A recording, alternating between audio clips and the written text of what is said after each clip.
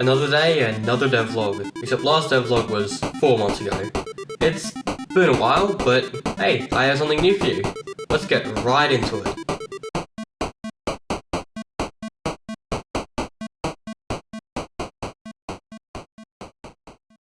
The demo of my game, The Shadowrunner, is almost ready to be released.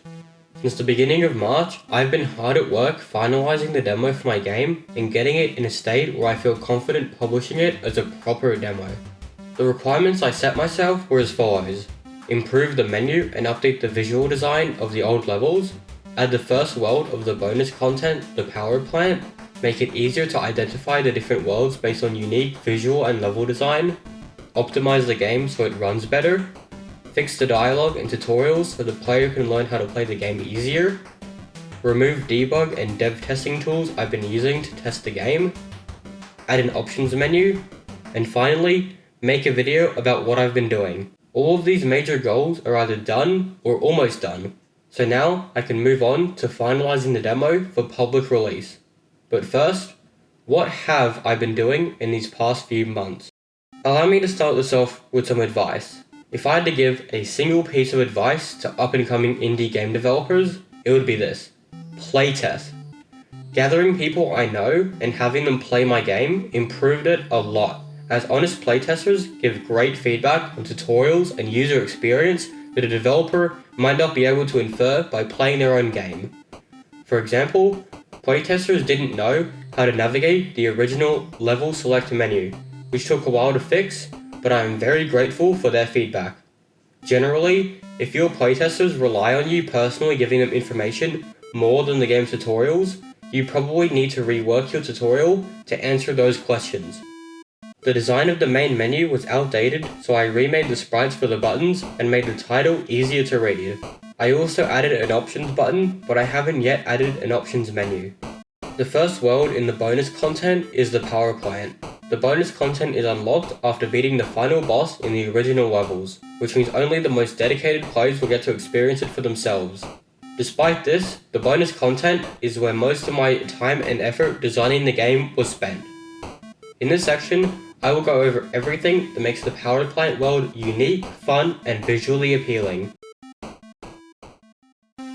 To explain why I made this world and its levels the way I did, I will go over a thought process that you can apply to your own games.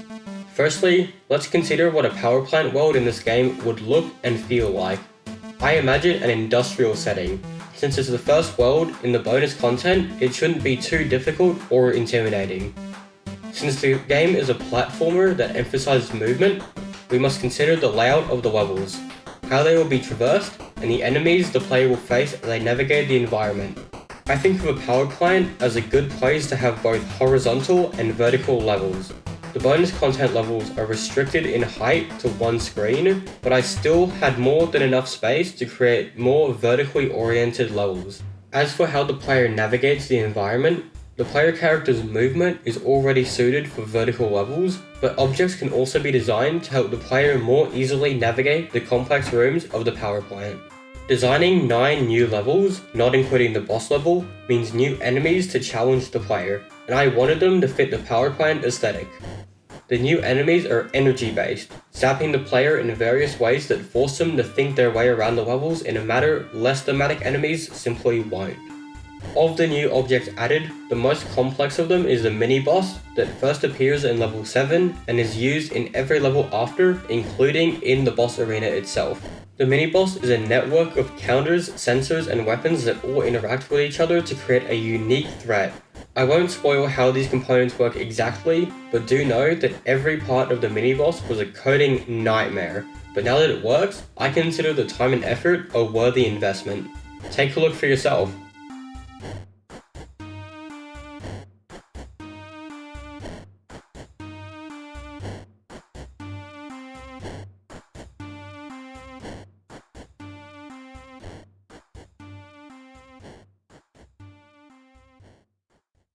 You may have noticed in that clip that the background was more complex than in the original levels. The power plant background also took a lot of time and effort, and the end result is a background with multiple layers and parallax. The background parallax isn't the only visual effect that took coding to get right. To get the visual style of the power plant, I took a more code-based approach. In previous games, the visuals were created using only sprites. If I wanted an effect, I drew pixel art for that effect, which often looks sloppy and unpolished. The objects in the new levels use sprites, of course. They also use other elements to create effects that pre-drawn sprites simply cannot do. The best example of this is the abductor, an object that floats the player up when they enter it. The visual effect is created using this code. Look at those sine functions. After beating every level in the bonus content, the player will unlock the power plant boss. Since this is the final boss of the game, it has to be difficult and feel intimidating. I have gotten much better at boss design since starting the game, and it shows just by comparing the footage.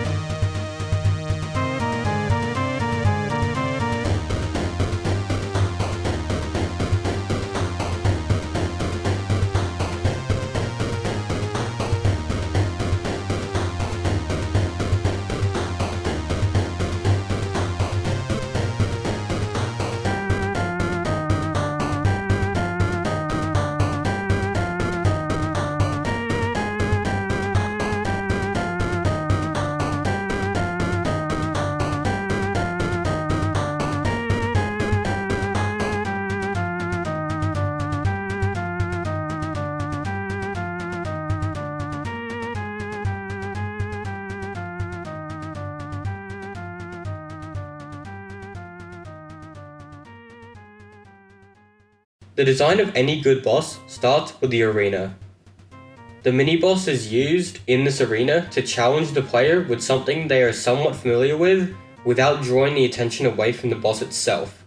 The arena is designed such that it can be split into two halves. The bottom half, where you are close to the boss but largely safe from the guns and sensors above, and the top half, where you are safe from the boss, but are susceptible to the guns. The boss itself looks like a unicycle with a taser taped to it. Not that intimidating of a concept, but the execution is what makes it intimidating.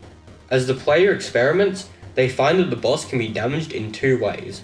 First, by getting it to ram itself into the wall fast enough to damage it, and secondly, by waiting for the battery to run out and just destroying it yourself. Either way, it's possible to speedrun the boss, so there will be a timer for the boss level, rather than previously where there wasn't a timer. For some of the more detailed pixel art, I've been working with someone I know who is really good at it.